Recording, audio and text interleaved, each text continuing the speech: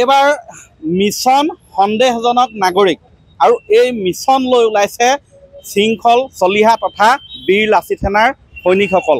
তেওঁলোকৰ দাবী যে যোৰহাটত সন্দেহজনক নাগৰিকে ভৰি পৰিছে, বিশেষকৈ আজাদ চৌধুৰী নামৰ এগৰাকী বাংলাদেশী তেওঁলোকে আখ্যা দিব বিচাৰিছে আৰু তাৰ বিৰুদ্ধে আজি যোৰহাটত প্ৰবল প্ৰতিবাদ সাব্যস্ত কৰিবলৈ সাজু হৈছে শৃংখল চলিহা আৰু তেওঁৰ সতীৰ্থসকল।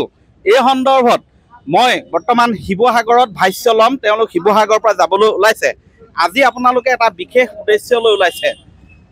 নিশ্চয়কৈ সন্দেহযুক্ত মানুহৰ বিৰুদ্ধে অনা অসমীয়া শ্ৰেণীৰ দপদপনিৰ বিৰুদ্ধে এখন ঐক্যবদ্ধ সংগ্ৰাম বীৰ লাচিত সেনা অসমৰ খিলঞ্জীয়া জনগণৰ নেতৃত্বত কৰি আছে আৰু অনাগত দিনতো এই সংগ্ৰামখন চলি যাব আৰু ইয়াৰ বিৰুদ্ধে ব্যাপক আন্দোলন আজি গঢ়ি তোলা হ'ব যোৰহাটত আৰু গণতন্ত্ৰৰ শেষ স্তৰলৈকে আজি আন্দোলন হ'ব।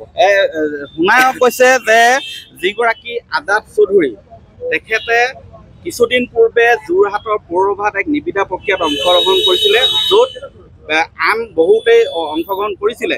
সেই নিবিদা প্ৰক্ৰিয়াৰ পিছত আজাদ চৌধুৰীৰ বিৰুদ্ধে একাংশ ৰাজনৈতিক নেতাই আচলতে সৰব হৈ পৰিছিলে।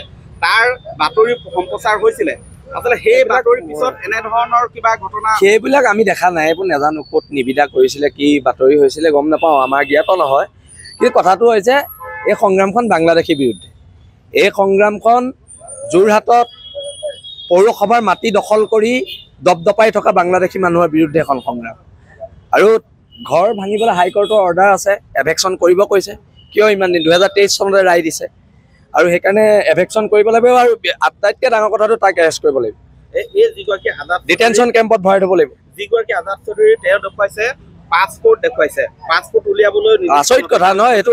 এটা ভাৰত নহয় এইটোৰ ওপৰত তদন্ত হ'ব লাগে। বাংলাদেশীয়ে পাছপোৰ্ট পাইছে, তাৰ ওপৰত তদন্ত হ'ব লাগে। মইতো আধাৰ কাৰ্ড ভোটাৰ কাৰ্ড দুটা কথা দুবিধ বনাব পাৰে, সেইবোৰৰ লগত মই কথা পোৱা নাই। কিন্তু পাছপোৰ্টখনৰ ওপৰত যেতিয়া পাইছে সেইটোৰ ওপৰত তদন্ত এখন উচ্চস্তৰীয় তদন্ত কমিটি দিব লাগে। চৰকাৰ যোৰহাটৰ জিলা আৰক্ষী অধীক্ষক যোৰহাটৰ প্ৰশাসন ব্যৰ্থ হৈছে নেকি যে তেওঁ ব্যৰ্থ হৈছে। কিন্তু আমি ৰাজপথত আজি নহ'লে এতিয়া ঘৰত শুই থাকিলোহেঁতেন।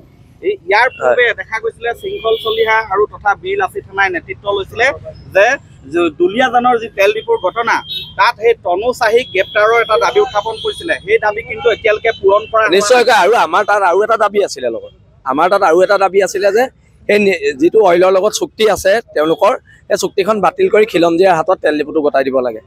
আৰু সেই সম্পৰ্কে ইতিমধ্যে আলোচনা হ'ব আমাৰ লগত।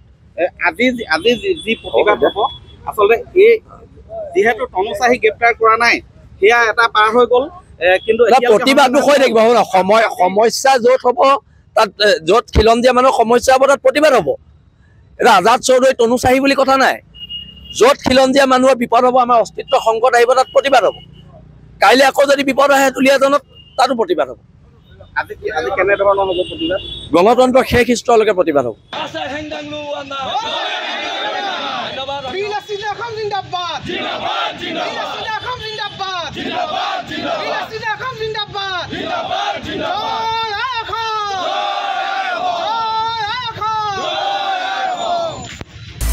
আপুনি বিচৰা বাতৰি পাব কেৱল নিউজ 18 এপত।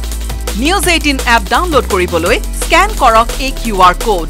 গুগল প্লে ষ্টৰতো পাব এই নিউজ 18 এপ।